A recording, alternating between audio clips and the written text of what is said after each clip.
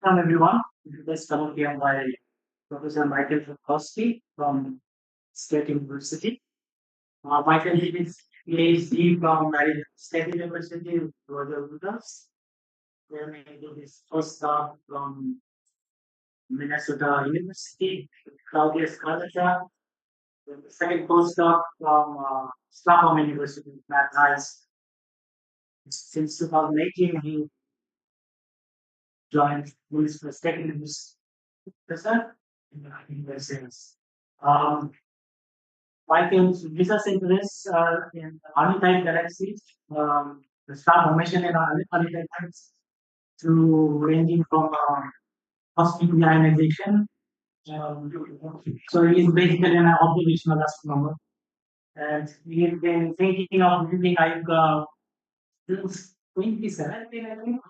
And since we got in touch with Ray to actually John Hutchins, and then it's legal to use UVID data for this research.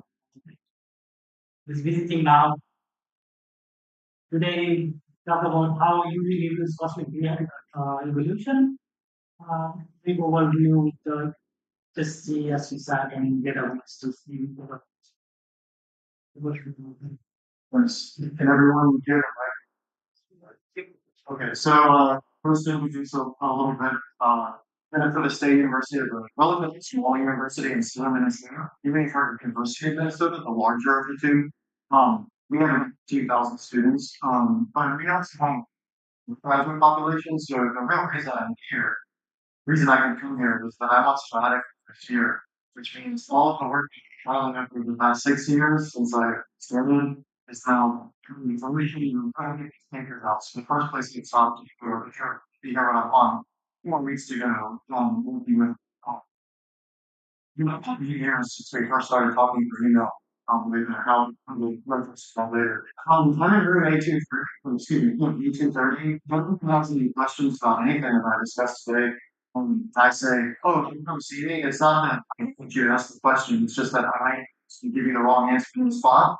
We can come and sit down and chill with me. I'll be here for June 30th. We'll leave on the 30th. So please come by and see me. And yeah, so I'm going to try to cover a lot of ground today because what I realized in the past 10 years is that I've been doing ultraviolet in many, many different ways. And so I'm going to try to cover it. I'm going to try to answer 4 questions, but hopefully like 5 I may use YouTube that just because you can just use it as what I work on now. But I tend to look at very big questions. And try to apply ultraviolet data, ultraviolet observations to answer these questions. So generally, as we're walking through the sections here, these are the questions to keep in mind. Why do we need the UV to solve what happened at IUCAA cosmic time? Why galaxies, the most massive galaxy, how do they form out? How much should we care? Should we care at all about dust in the high redshift universe? How do galaxies modify their local environments from beyond the ISM into the intergalactic medium? Space in between, that circumgalactic medium is a very exciting place to study the ultraviolet. And then finally, time permitting, not only expect big data in astrophysics. In the next few years, we're going to have no observatories come online that produce more data than anyone is going to be able to study individually galaxies, divine, emerging galaxy populations, a massive galaxy population. How can we train computational tools to do some of that work for us so we can use our brains to do the science on that specific substance obviously these huge data sets. I'm going to put the conclusions up front just so that as I'm giving you the rapid fire view from 30,000 feet view of each one of these topics, you have a sense of where I'm going with it. If I speak too quickly, you can go back to this and see what I'm giving you is it's important source. These points. This is that why do two leaders are being discovered, they're being scrutinized at an ever increasing rate, which is a really exciting thing. The problem is that we still do not have good proxies, good analogs, good metrics for determining the contribution of the low redshift analogs that were streamed with, for example, UBIT in the high redshift universe. So we need to I'm going to understand how reionization proceeded at reaching 20 or 15. We even have some metrics identifying galaxies that are contributing line continuum to the intercoloration view. Two, most galaxies do not uniformly quench. If you went back 100 years ago to we did this old classical theory of monolithic collapse, well, like galaxies formed at high redshift and then they didn't do anything until us today. They were just boring old red dead galaxies. We're finding in the ultraviolet, that's just simply not the case. The third point at redshift 2, a small but non-zero, non-negligible fraction of all star-forming galaxies seem to have some evidence for what we call 2175 instrument Hall. And feature the extinction curves of these galaxies. Nice there, how is it produced? What's its lifetime? Does it evolve? Does it come and go over time? These are questions we can answer directly in the UV. The fourth thing, we're doing now direct imaging, or it is possible to do direct imaging of the circumgalactic medium in the coronal lines using telescopes. This opens up a whole new regime for studying the physics of feedback, feedback from AGN and star formation, and the history of the evolution of winds and outflows from galaxies. And then finally, there are a lot of, I'll call them industrial tools. There are a lot of tools produced by the likes of people who work for the Facebooks and the Googles and the Instagrams and everything else. Then find when people are smiling, frowning in photo, and then they figure out that they're smiling, let's pizza, and then they're frowning, let's sell them more chocolate, whatever the album builds on. Figuring out whether a person is smiling or frowning is the same science that you need to figure out whether a galaxy is round or flat. And so how do we use these industrial tools that have been developed by the people who get paid big bucks to develop in order to do some of that heavy lifting of splitting through all of this big data that's coming down the pipe? Of course, we can focus on the science itself. We're also interested in as astrophysicists. We all see the picture of the history of the universe. There's that bell curve, man, is the Big Bang. Rapid inflationary period. There's a realm in which particles first come into existence. Nothing much for a long time. Two forms, eventually hydrogen forms stars. Then you have all these things that astrophysicists are really worried about. Disease, stellar evolution, so on and so forth. If you're a chat of the history of the universe, this is your history.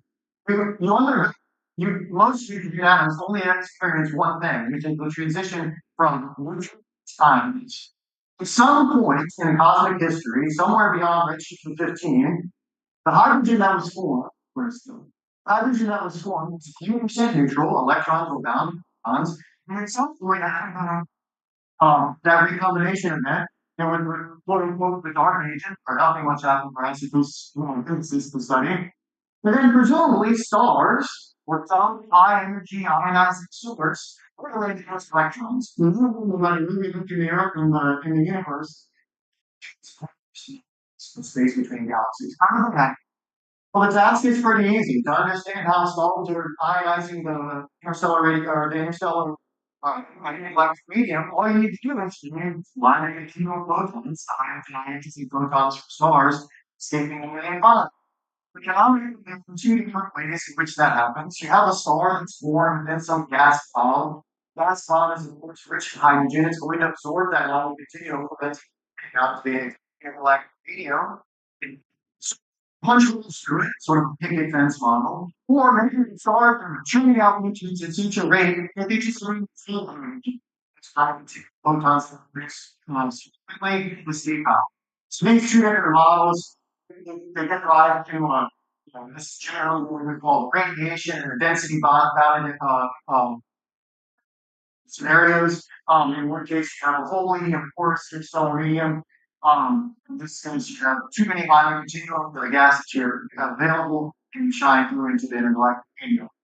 The problem is that we have an intermediate long lines. We can't do this study in redshift 15. Not big Costello's good. There's no way we're ever going to mention the line continuum escaping from redshift 20 galaxies when we discover it. Because there's all the energy to get right along the line of state it's absorbed. So what we do is we say, well, let's find analogs with high redshift. Let's study them, understand how line continuum escapes through these systems. We can find those galaxies analogs of the high redshift universe in the UV or galaxies. Infer annually reionizing out might be with their contribution to the universe. There's radiation field.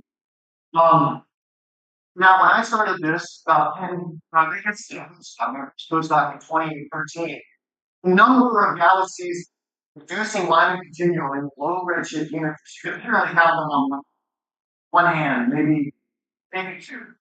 There were a handful of galaxies known to be producing line continuum. And this is a real problem because we know the universe is ionized, but we weren't finding enough galaxies to do it.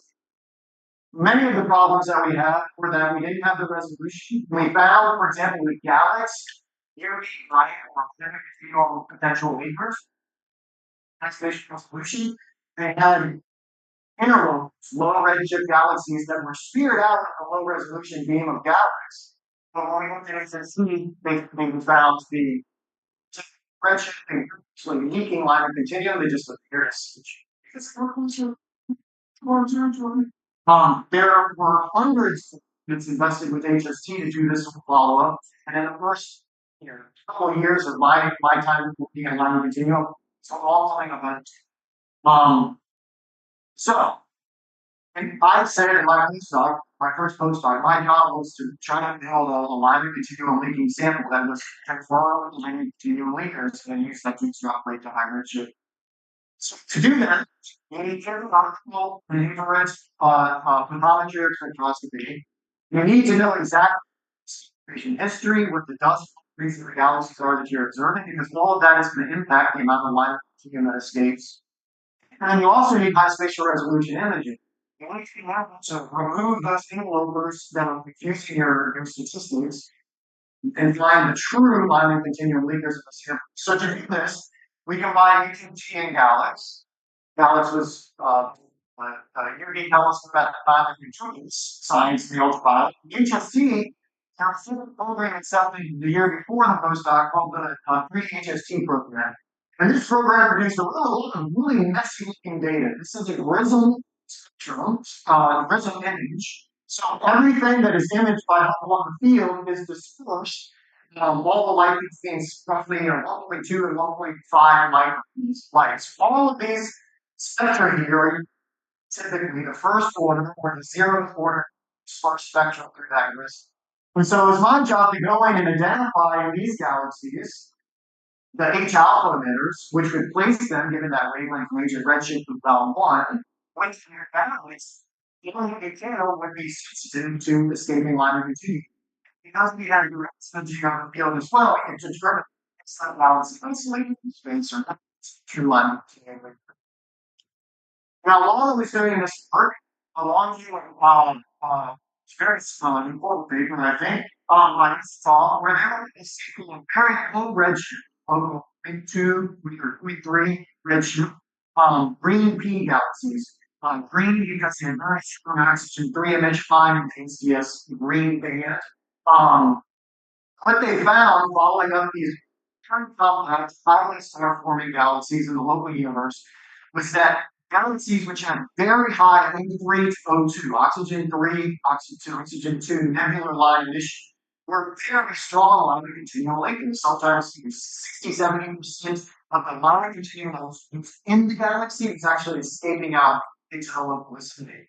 So this was very interesting because here was potentially a pre-selection of galaxies using a metric that we could then follow up whenever JWST was finished. And if we could develop a relation between the O32 and the line of continuum escape, and we may see once and for all and be done with this picture of what ionizing, what caused the ionization redshift. Right? The reason that we is that just put it to work here. Reason that we're interested in oxygen 3, oxygen 2 is because it gives you not a unique handle, but it gives you some handle on what the density of that material is in the vicinity. Oxygen 2 has pretty much the same ionization potential on the oxygen 2 lines, but the same ionization potential as hydrogen ionizations.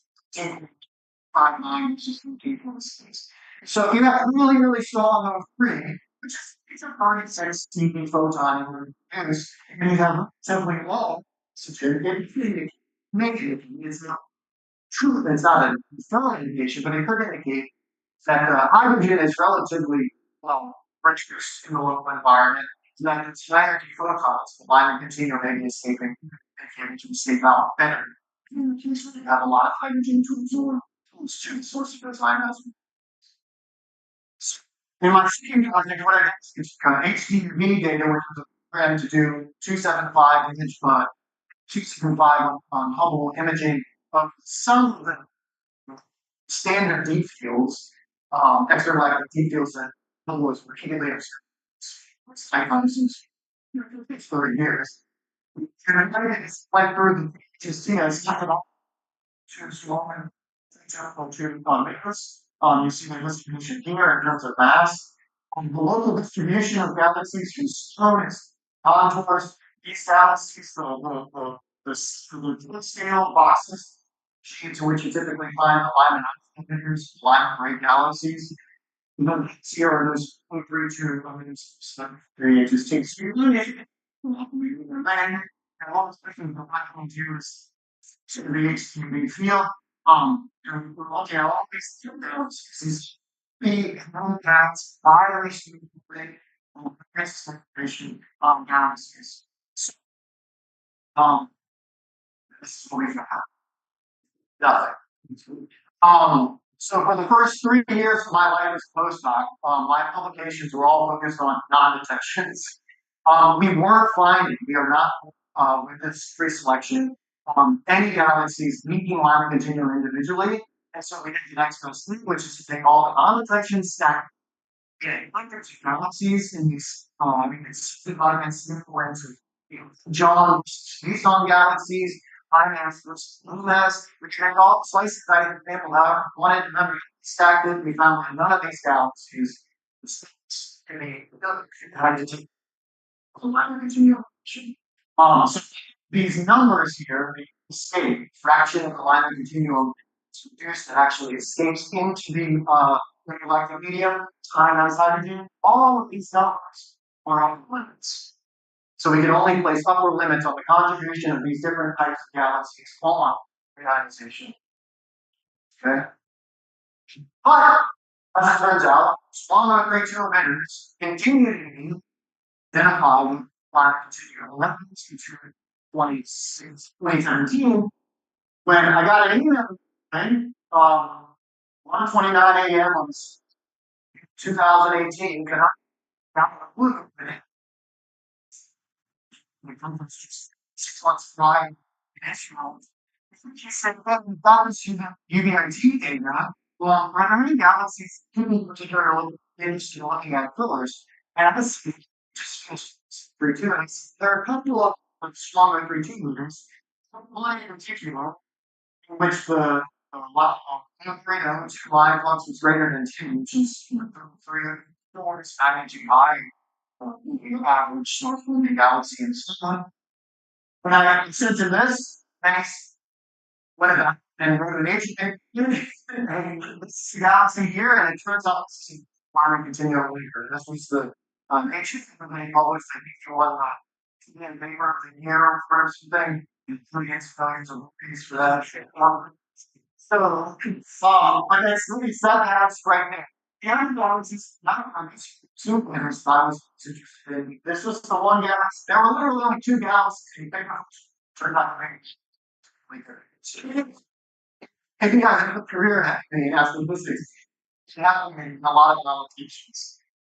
All right, so after that, we started to get really serious in the field as a community. And you can't just go scattershot, finding these galaxies and saying, well, maybe these are leakers, and then putting some HST in the back, and then coming up and bouncing around. Well, I like H beta, I like H, I like O32.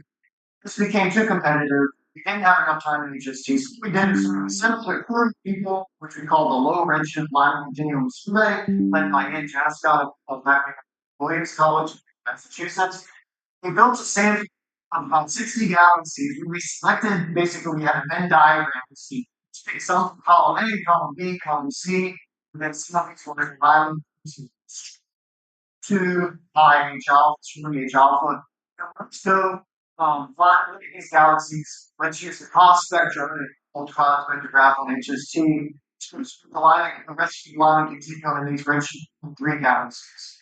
And we said, what is the factor that drives line continuum? So we went to measure line continuum. We had this pre-selection. And what we found is about half of them were interested in line continuum. Half. 0 E. There's the redshift distribution, line continuum from the cost. The circles are the leaders, the square, non-teachings. Limits, you'll notice there's a whole range. Very meaning that we have there's just take into account this IGN range as a function of these parameters you want to use in migration to select similar galaxies. There's been a lot of, I can't mention it over here. The names, if you're interested in this, would be Flurry or Chisholm, Henry, or anything between 2021 and 2023 will have this look up line continuum belonging to the survey associated with those things. And people have been slightly enticing this sample, trying to better understand from theory and from observation what gives rise to line continuum. So here's one of those plots from one of our collaboration's papers. Here we have the O32 ratio for the function of the H beta equivalent width, the strength of that combination line. What you notice is that the squares here are strong and the triangles are weak, non-leaking. And you notice that most of the non-leaking sources relatively low H alpha. H beta makes sense, considering that that's the recombination of them. But not exclusively. There are some really strong H beta emitters that have no time continuum escaping. Well, it is still the case that the strongest, the higher O32 ratio galaxies really tend to be line continuum leakers. So as a pre-selection, you may get away with saying, let's get all the O32 emitters in the universe and then measure and integrate their line continuum to see how they can contribute. We are just now at that point, though, of doing such a survey with James Webb. That paper is not written yet at redshift 10 because we don't have access to all those lines yet. But in the next few years, we should be able to constrain, given the pre-selection of redshift, what is the contribution of these types of galaxies to reionization? Hopefully, my next answer these galaxies to reionization. Going to slight hesitation, largely, but it's worth to pick up since last 7 years because it's highly useful data. So, as I said already, early galaxies, it's classically boring galaxies. Stop big, beautiful spiral galaxies with arms, bars, gas pumps. These are galaxies which are collections almost exclusively of old red stars. They haven't done anything interesting for billions of years. They've simply been acquiring mass, building up, growing larger in mass and growing larger in size with cosmic time. Um, I think for the sake of time, I'll skip the top part. But there are many open questions that we still don't know about these galaxies. And they're very simple questions. If you think that we've been studying these for 100 years, we still haven't answered these. It gives you some clues. But the first one here, why do these galaxies evolve? Where does the star formation drop? Why do they become quiescent? They're formerly full of molecular gas. We observed them in the earliest universe, precursors to these galaxies, pretty forming stars rates of 1,000 solar masses per year. And yet, when we look at their descendants in the local universe, they're dead. What happens? Why does that transition occur? It's probably dominated by some process. Internal feedback, you have an agent that turns on, you blow out, put a lot of mechanical energy into the galaxy, blows out the gas to extremes in order to fall back down into the galaxy itself. So essentially it's lost forever and it can never form new stars from the gas that it's born with. Maybe there are external processes. We know in the hierarchical picture of galaxy assembly, galaxies merge together, they interact with each other. Maybe that interaction can lead to quiescence, the death of these massive galaxies. Which ones dominate? And does feedback take hold at peak of cosmic star formation and then mergers are dominate earlier or later? We don't know. We have some insight, but we don't know. We don't have a full picture for all massive galaxies. And also, when these galaxies start to die, how long does that take? Is there a single, delta burst, if you will, if you achieve the rest of time, then nothing continues out? Would you continue to be able to feed gas into the galaxy from the extremes of the galaxy or the environment itself, and continue star formation for an extended period of time? You're going to extend it with, frequent bursts until eventually reach the gas universe. We don't know. Right? So, I teach undergraduates, so I have to always use cartoons. So here's a size versus stellar mass. We do about these galaxies is they really seem. You do have a relationship with some of these radii, like let's say radii of these galaxies, the redshift 2, function of mass, they would fall more or less distributed around this redshift of 0, they have approximately quadrupled in size. Say for a fixed stellar mass, early type galaxy at redshift 2, it's going to be on average 4 times larger on average in that time period. It starts with this at redshift 2, and then we're going this will be a series of friend that names. Well, it's like this. It's like saying feedback, maybe the gas was it's distributed to each radii of this galaxy grows as a result of that feedback. It could be that our surveys of these galaxies fail to include the galaxies that were in the universe. We have a progenitor. When we find galaxies in the high redshift universe, how do we know that one of them traces to one of the less creatures to one that we see them? There could be a bias in reflection. One of the exciting things for me is that to look at is, well, maybe it's driven by mergers. Maybe that's environmental things. Imagine you have a galaxy that was relatively small, but you can't hardly hit that house. And you grow to larger and larger radii over cosmic time. And this is particularly revealing. Here, size mass plot. This is work that we did 12 years ago now. Geez. Size mass plot for different mass bands of galaxies. And then in 2009, there was this really interesting paper which from a purely virial argument. If you accrete mass with the ratio of the mass that you accrete to the mass of the host galaxy to which it's accreted onto, and epsilon here is the infinite mass infinite mass energy.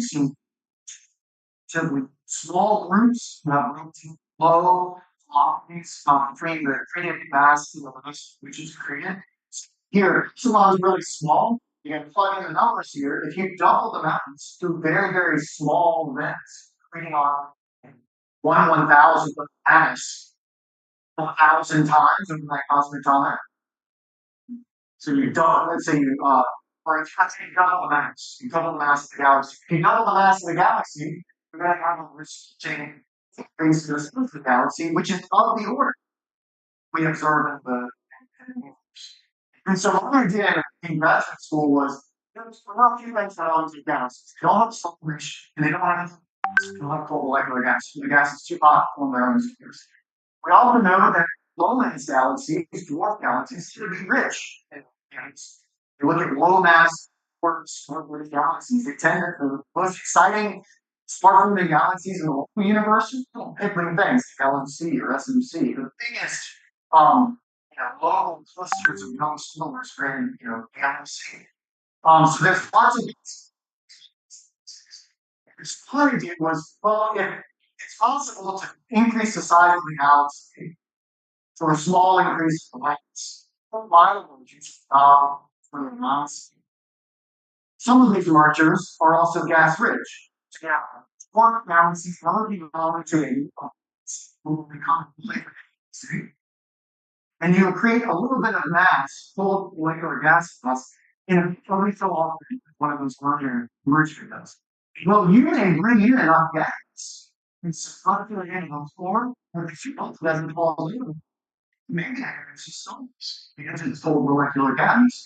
And it can be shielded against the hot this large like galaxy and form stars. Now, for very recent star formation, the first of young stars is not going to be particularly appealing in the optic. It's not going to catch your optic. It's maybe only a few O stars. But in the ultraviolet, where these galaxies, the extent population is greater and dead, sun-like stars, it should show up dramatically. Okay? And this is what we found. A nearby galaxy, NGC 41 nice zero elliptic galaxy. And there's the galaxy image of the galaxy. When you zoom into the core of the galaxy in the near UV, the resolution is too poor to see anything. But when we had the new wide field camera 3 on HST, the 222 image shows a beautiful. And you can actually date the stars' ages, and the age of the stars is extended in time. So presumably, some infalling dwarf galaxy was gobbled up into the bottom potential well of this massive galaxy, and as it did so, it collapsed to form new stars. And now we're going to see in the next, 10 million years, damaged by radiation. And you would never have guessed. If you can see it close, you notice there is a little bit of dust playing. But you probably wouldn't have remarked on this galaxy as being particularly exciting in terms of its star formation. So here's an illustration of what that looks like. This is a 20-year,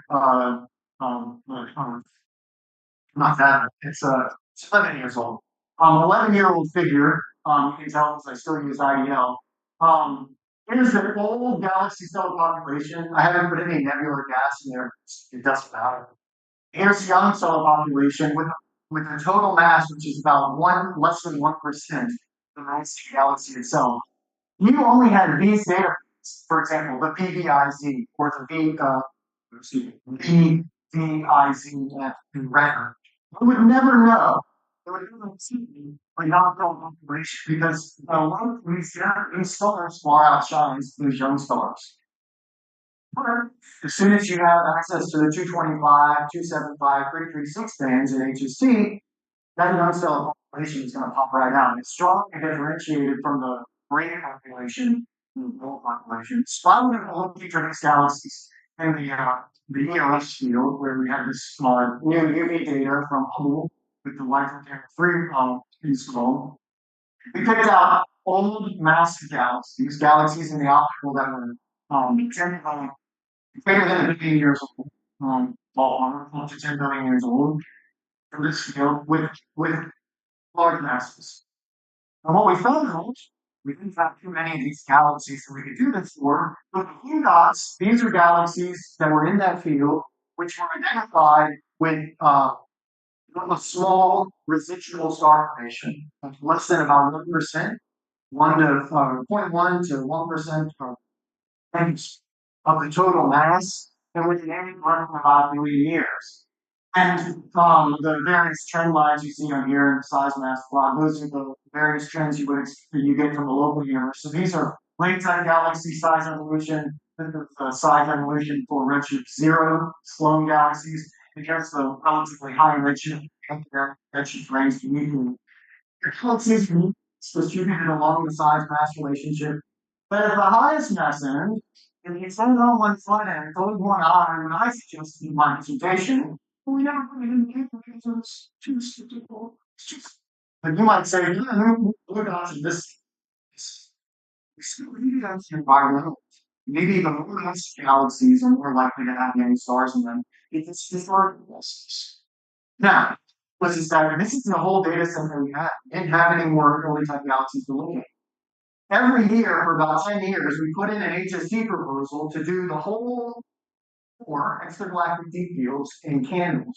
It's north and south, EGF, steel, and cosmos. In the same footprint that we already had everything to expand to HBand and regions to get HST resolution. Every year it failed until the year 19. And then we got a bunch of game balance to my factor of industrial balances. So, here's what certain galaxies look like. Instead of just selecting on our SED fits, instead of taking everyone else does that, just to take the UVJ colors of these galaxies. So here's the blue contours for all galaxies that have redshift range that we're interested in. With the dividing line here is a rough division between what we call quiescent, no longer star-forming galaxies, and the spiral galaxies or star-forming galaxies at this redshift. And so we select the galaxies and lie in this region of parameter space, and we looked at we made the same plot 10 years later with a lot more galaxies on size for us. And what we found was tolerance. Here's the point spread function. Anything below this is essentially unrestricted. The red functions indicate the highest redshift galaxies, just mass distribution. The blue contours are the highest redshift contribution to our theory. The blue contours always redshift contribution. And so many galaxies now we can do contours instead of doing individual points. So you know we made order of magnitude contours there. And the dots here now are the galaxies which are identified with the 2.5 mission course on 36 of 435 mission. And their SED fits indicate a 1 to 10 or 0.1 to 10% friction and young stars that are less than a year old. And so the limits galaxies throw over because we have so many galaxies and we have this large sample with no emission, no recent information, and 141 really galaxies for which there is UV emission and evidence of young stars. We can look at in a statistical sense. My special base is zero. We build just an MCMC model to answer the question, what is the likelihood of finding a galaxy with 275 detection given the density of its local environment? And so that's what this plot is saying. The number of neighbors, the richness of the environment. This is a galaxy with zero neighbors would be an isolated galaxy. This would be in a relatively dense group, rich group of galaxies. And I don't think I can reach down on one leg and split them from mine, and there's a trend up. You're more likely to find a galaxy with recent star formation, an early type galaxy with recent star formation, if it's associated with a richer environment.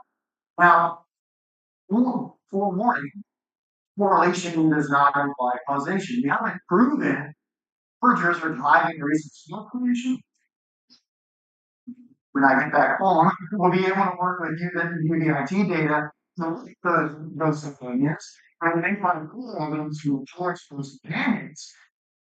So there's blue indicating that they use stars in switch. If those gas rich switches may be bringing in fresh gas to the system with which they bound, to which they bound. They provide further correlation. So can you go back to this previous slide? Yeah. So what is the green points on the left?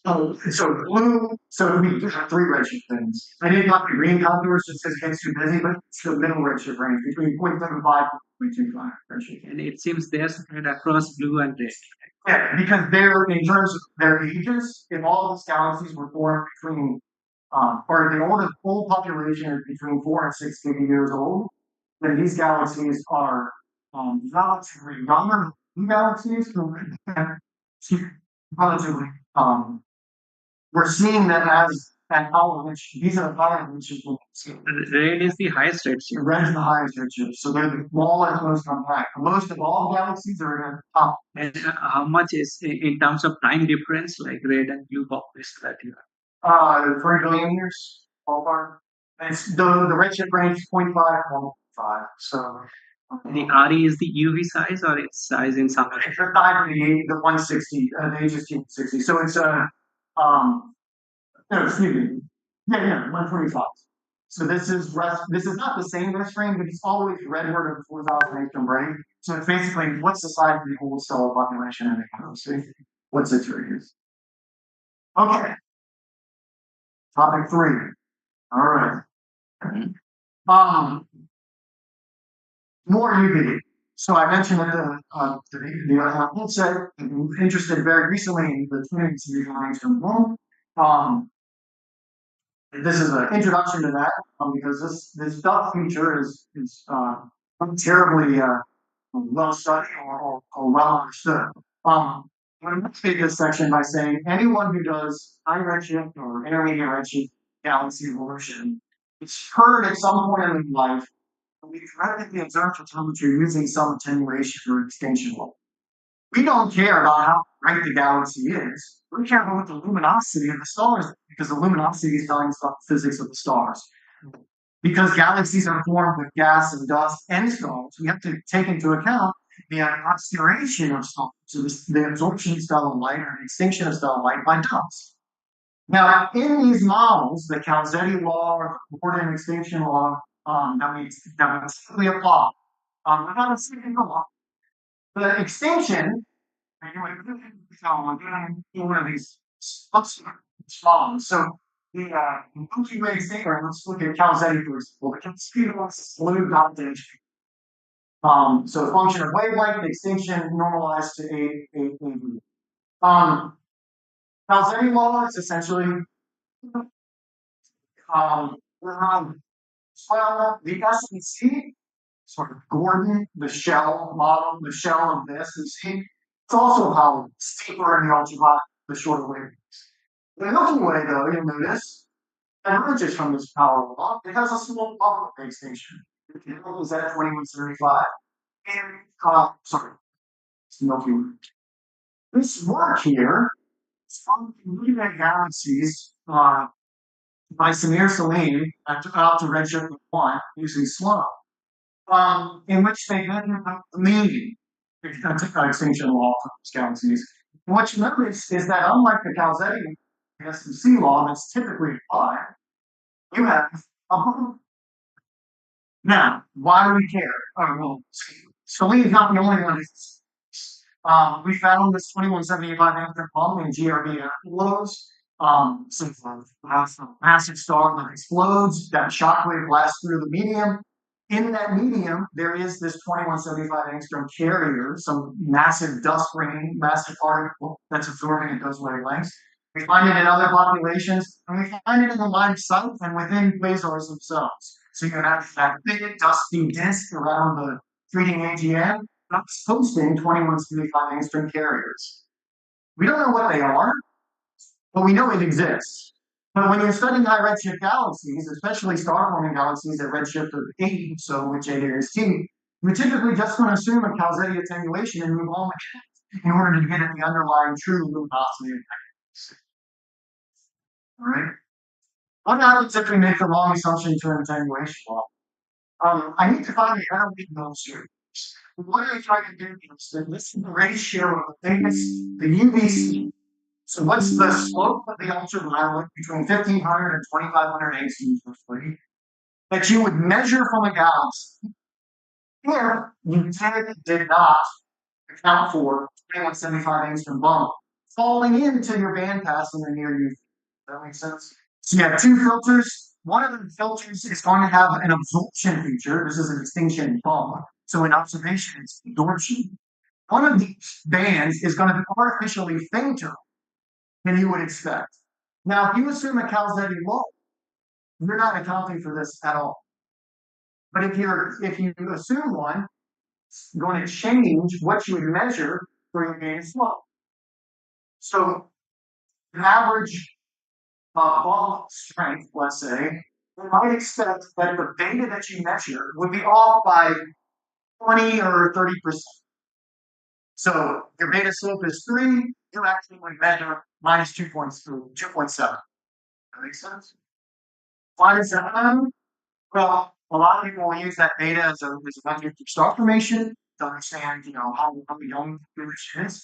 Because I was interested in it's a vapor by and when they tried to use the line of continuum leakage from a given galaxy.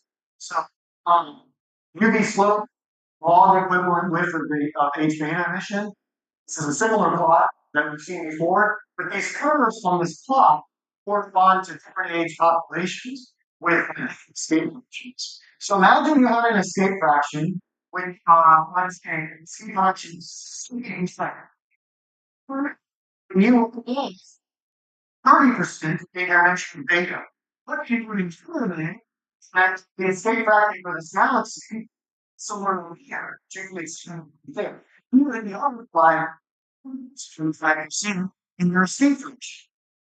25% in the escape fraction is a big deal because you need every one of those photons apparently in order to keep your scientist.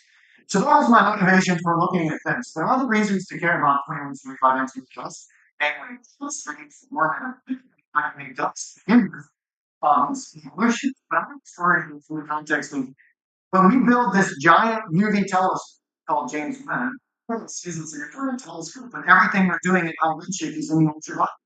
If we take a survey in large bands, and one of these bands is contaminated by this absorption, and we simply assume that there's a Calzetti law that describes attenuation of the UV spectrum, we might be off in inferring like this, the escape fraction of the galaxies that we're studying in redshift to 10, 20 or 30 or 40%.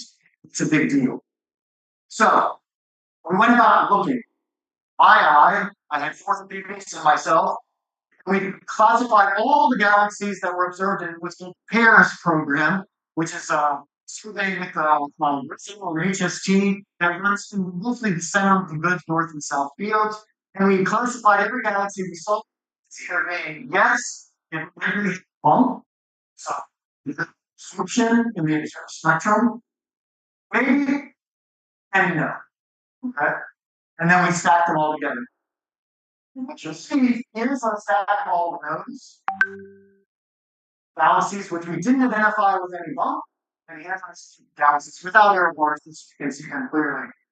Here's the stack with likely and test nodes, class 1 and 2. And so what we find is that in these high redshift galaxies, if we assume this is a characteristic spectrum, an average characteristic spectrum of all the galaxies in the sample, something like 5% of the galaxies that we observe at redshift of about 2. Now 5% is so it's not 0. And so we're currently putting this together application from surveying this. All right. The ultraviolet is rich in metal lines. And these are incredibly important for understanding the life cycle of gas and the evolution of galaxies. Cooling in the astrophysical environments is what makes all the exciting things happen. In order to get stars, you got to burn against them. In order to kill the wind, you've got to cool the gas. You've got to remove the energy from the gas. When a supernova that explodes, the only reason it doesn't go off into infinity is because something's doing work fast and you're losing energy. In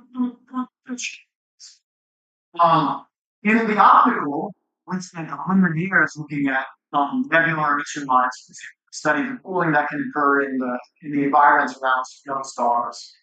The sort of 10 to the 4 Kelvin gas, recombinations and collisional excitations can move temperature. Heating energy, million degree gas in the X-ray You got tertiary cooling that carries away the energy. The last great unknown regime is that regime in between 10 to the 4 and 10 to the 6 Kelvin, sort of 10 to the 5 phase gas in galaxies. And that cooling is driven by oxygen, primarily oxygen 6, 1032 top order. Now, you don't have a telescope that has an imaging capability to look directly at oxygen 6 in emission to see when we have feedback occurring in a galaxy, can you see the gas losing energy via that oxygen 6, a dominant on a 10 to the 5 Kelvin machine? Because we don't have that, we don't know the fate of the wind. We know that supernovae explode and they drive a superheated gas out of the galaxy at 10 million Kelvin. We know that eventually the ISM cools back down to 10 to the 4 because we see oxygen 2 and oxygen 3 and H alpha and H beta and so on and so forth. But what happens in between? Understanding that means you understand the fate of the wind. What's the fate or what's the impact of feedback on the galaxies? You can answer that by looking at oxygen. Okay? Now to do that, you have to build a telescope that can image, which you don't have the money to do. But we do have hope. And when I was a postdoc at Salt, there was a brilliant program called the LAR survey. A LAR survey, which you can ask Christian about in great detail, the LAR survey built pseudo-narrowband filters by taking two long-pass filters from the HST operated in the SPC channel, the solar line channel. You could isolate, in principle, the Lyman alpha emission by differencing the two long-pass images. So the idea is that you have a narrowband, a false narrowband that will isolate a given region of the spectrum. You could make an image in that narrowband of the object. And they did this with great success with Lyman alpha. And there's many types of sticky cell galaxies, which they image slow bursting galaxies in the local universe in Lyman alpha. So you can see the Lyman alpha deal. My advisor, Matt Hayes, had the brilliant idea, well, why don't we look at outer redshift galaxies where instead of isolating Lyman alpha, we instead try to isolate oxygen 6. So we put in a proposal, let's get forward. We put in a proposal to look at one galaxy, green pea-like galaxy with all the structure. But then if you isolate the 232, 1038 lines, we see there's a halo of oxygen 6 in the circumgalactic medium of this galaxy. And that's really exciting because this is essentially the fourth object that we imaged oxygen 6 in emission in a galaxy. There are a handful of galaxies that were observed with fused forms in which they found, edge on disk galaxies where they could find multiple lines of sight and image in that sense. But HST opens up this whole new regime. So Matt got really excited about this, put in another proposal to do 4 more galaxies, and that was my job. So I looked at these 4 new galaxies, which these are small images, and all the galaxies, save one, were non-detections. We didn't see anything in the oxygen 6. They were all selected on being strongly star-forming, UV bright galaxies, just like the one that we had such a great success with earlier. The only one that really looked appealing was a single galaxy 1238, and it had a halo against the oxygen 6 image. But instead, just a little fun. Well, maybe this plume is meaningful. It'd be really nice if we're seeing this, this outflow channel, this outflow of oxygen 6 rising from the interior of the disk due to the star formation core. But it's a mini sigma detection, but we're not confident to call this the strong detection of oxygen 6 in this. I started this work when my father passed away, and I became the caretaker for my dad. And then Corona happened. All of a sudden, everything fell apart. So this is still 2000 and whatever. We submitted the paper. We got a real career. Father died, and we said to pick it up from the not important. So on sabbatical, I'll put this paper out this year. So if you're interested in oxygen 6 and you want to know more about the details of the paper, it's essentially written already. I think you do more of this. I'm going to skip a little bit of the slides just so I can get to the last It's 2 minutes. So, okay.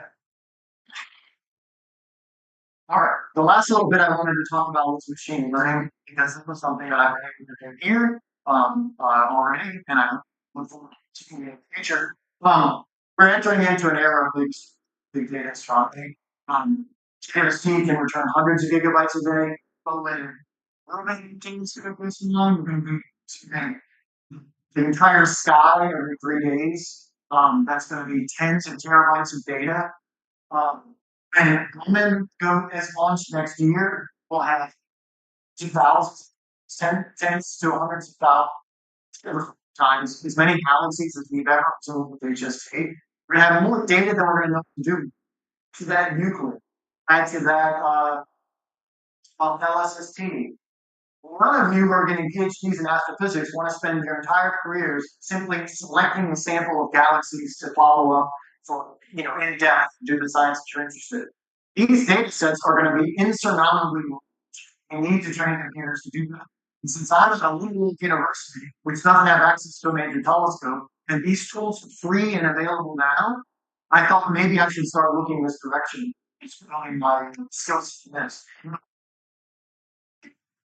Data, we have number of deep fields, enriched clusters in about 6 to 8 bands for JWST near-cam imaging, as well as near spectrum. And one of the things you probably heard is there are small galaxies that we never found before in these deep fields. Now, it turns out some of these are little, they're called little LRGs or LROs, these little red objects. Turns out they're Pungridge quasars, but it's also little red LBs or LG, glowing green objects as well. These, well, first of all, you have to find them. Second of all, if you can find them, the colors will tell you something about galaxies. Are they redshift galaxies that have a mission? Because I'm interested in redshift galaxies. It's globular clusters. We should be able to find lots of globular clusters in deep imaging, but you can just see because we've got lots of old stellar populations to pick up. Now, to find them is tough. This is just one field of what we call the North Ecliptic Pole. This first data set, we've now taken this and multiplied this by a factor of 6. We have lots of space covered on the sky, it's a pinwheel shape. We observed the North Ecliptic Pole. And we also have all those positions repeated in time. As part of this project is to look for supernova and variable sources. So we have a lot of data, and I don't want to look through all of it. I don't want to train another student to try to find the galaxies that I can look at really interesting. Why would we care about that? Well, here's a something I guess you can call. This is just the two relation function, just working on these 3 plots now. Colors the objects that list the figures.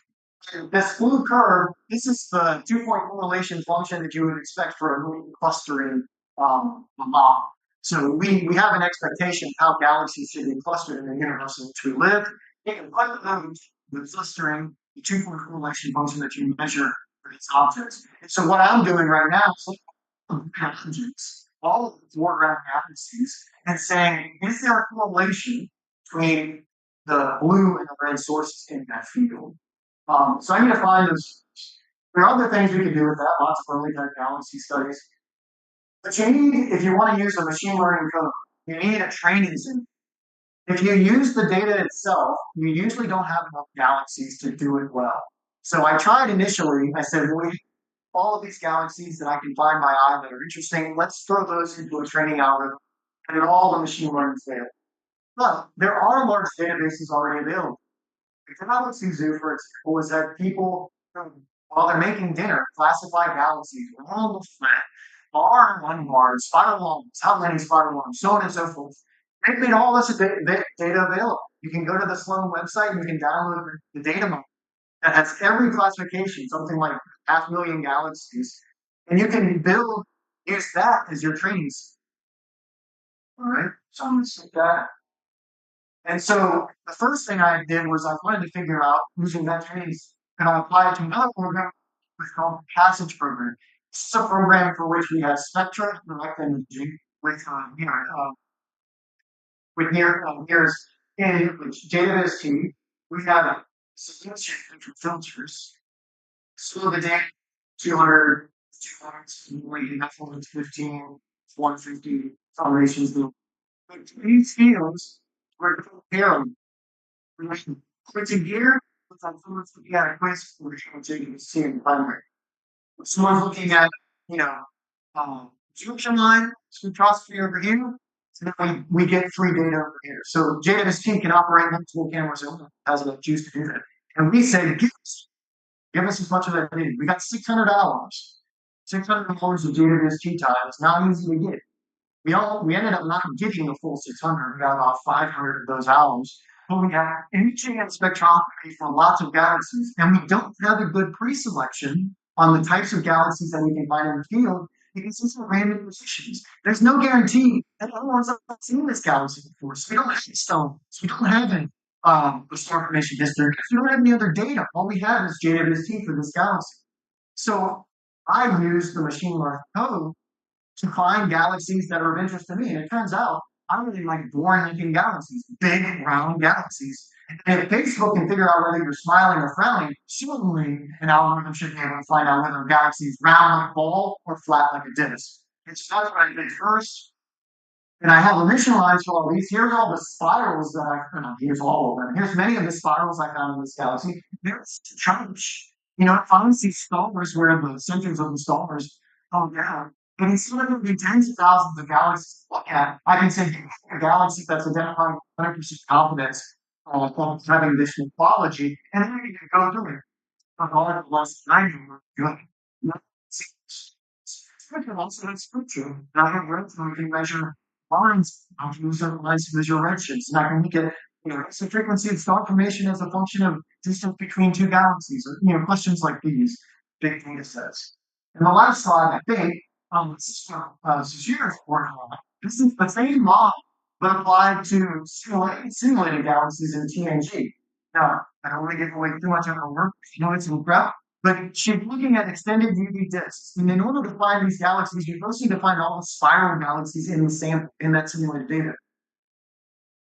Tens of 8,000 galaxies or something. There's 50,000 of galaxies to look at. So you can dance on various parameters, or why don't you just use the computer, use the machine learning tools to identify the subsample that you then go with your surveys on. And this is a selection of spiral galaxies. And as you'll notice, we have great confidence of each galaxy's classification as the spiral galaxy.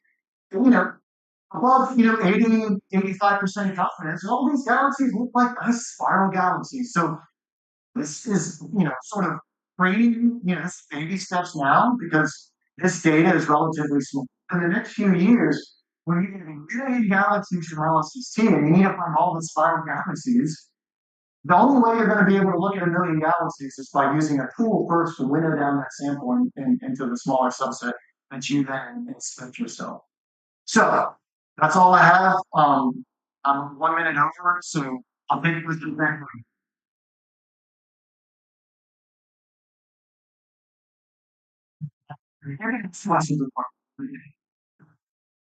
Yeah, so I'm really interested in your O6 study. Yeah. Unfortunately, you said they're all non-detection except from that. You had one.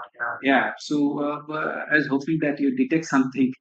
Yeah. So, do you have any sort of constraint from those non-detections? For example, can you tell us what is the mass of the oxygen 6, etc.? Yeah, so we still have the surface brightness sensitivity limit. So we can say, we can put an upper limit on how bright it is.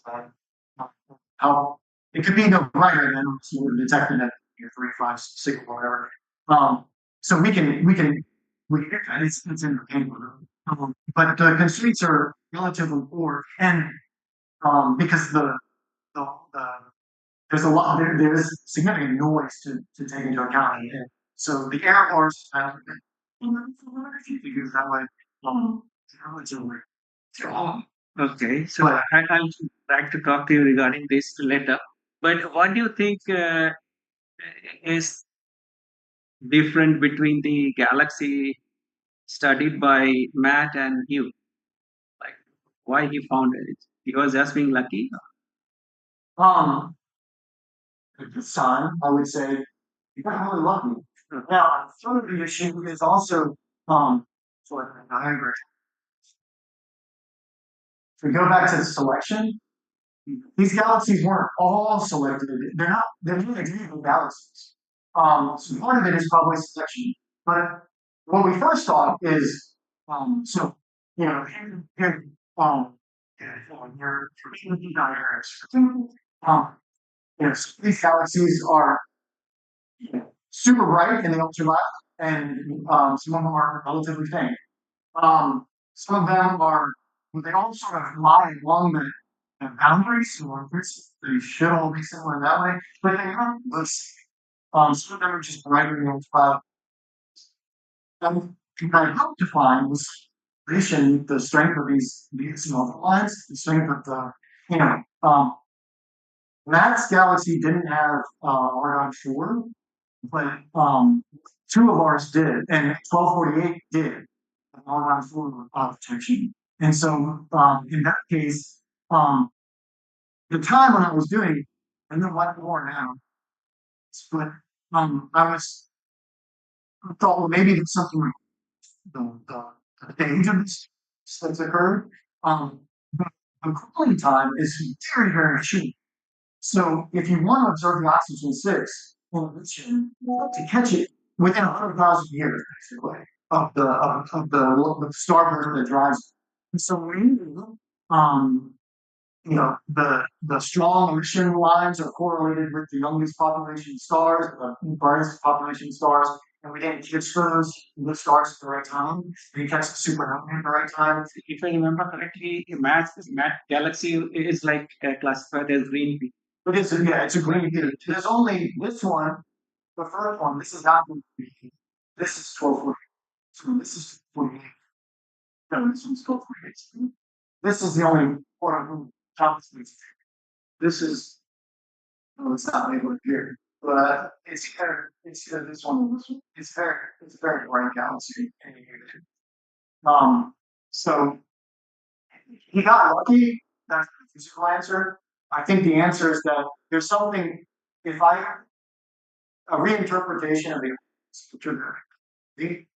look for additional lines indicating the stage of the burst, um, it's probably going to reveal why 1248 by 1156, the one that he detected, is oxygen 6 and the others likely are.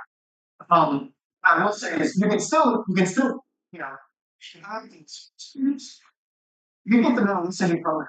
You get the column density, pulling up, it gets a sense of how big the size of the emission is from two elements. And the figure that I skipped over is that these are zero limits.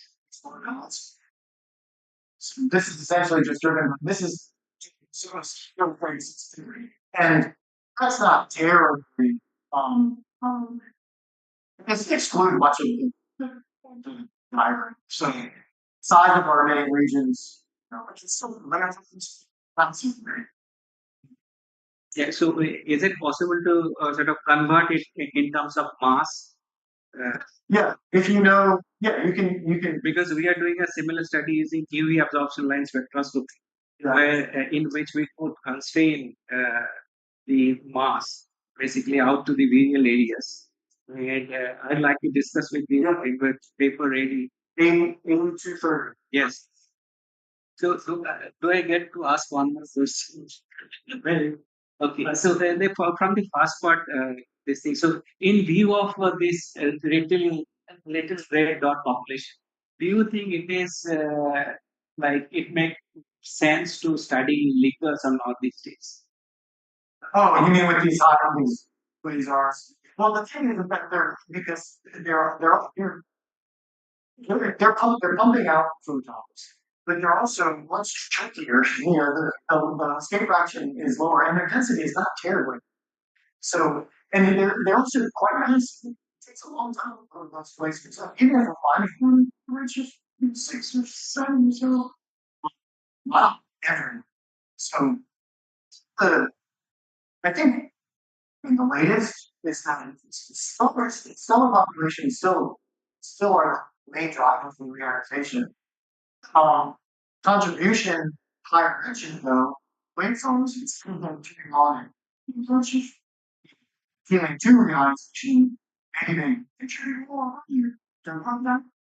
These are still weird numbers. Allergies, so I don't think there's the density of these is not sufficient on their own.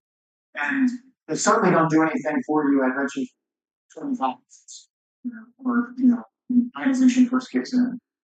But they may help at redshift 7.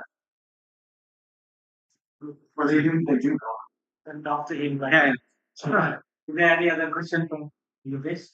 Yeah. So my question is about the last slide you showed about the spiral galaxies that you identified using machine learning.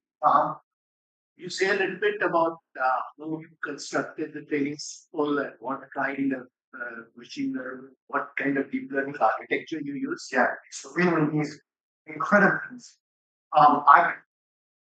So we took the galaxies example, and the first criteria that GZ2 was two is round,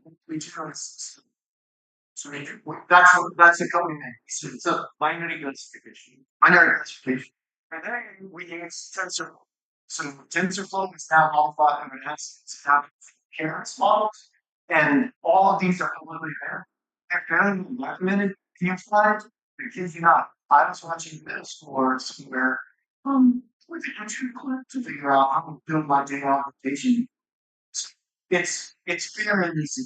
And you just the thing was figuring out the training sample. And when I realized Galaxy Zero had as many galaxies as it did, our training sample was 80,000 galaxies split 64 between 70, 30 between training. And it's literally 4 Python notebooks that are page views and it's nice. I think it's sharing very playing it. Yeah. What? I want to ask that what was your argument to get gamma continuum emitters from oxygen? Sorry, you tailed out. Right, the argument to get line continuum linkers at Oxygen. so the argument is that if you have oxygen 3, that means you have a lot of ions and photons.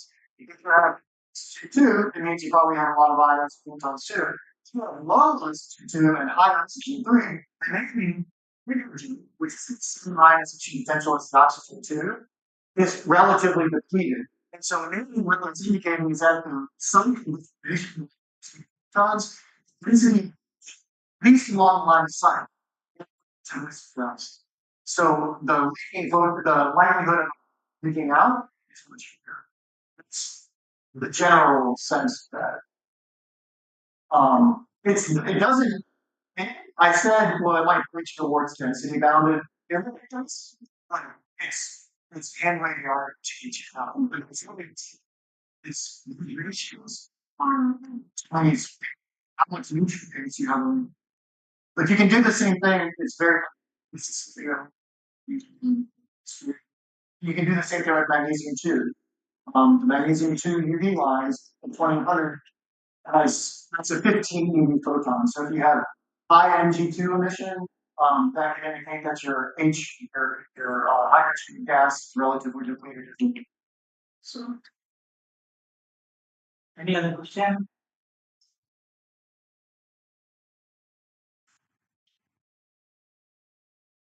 I'll go to oil and explore this weekend. Yeah, I'll be back next week on Tuesday. So if you do want to come here to talk to Kanaka, here to Kanaka students, and who talk to you, I'm looking for a slightly ferry and it's nice to do today. I'm happy to talk about anything that scratches an itch for you that I put in this talk. Okay. So if there is no question, let's thank Michael again for the exhibit.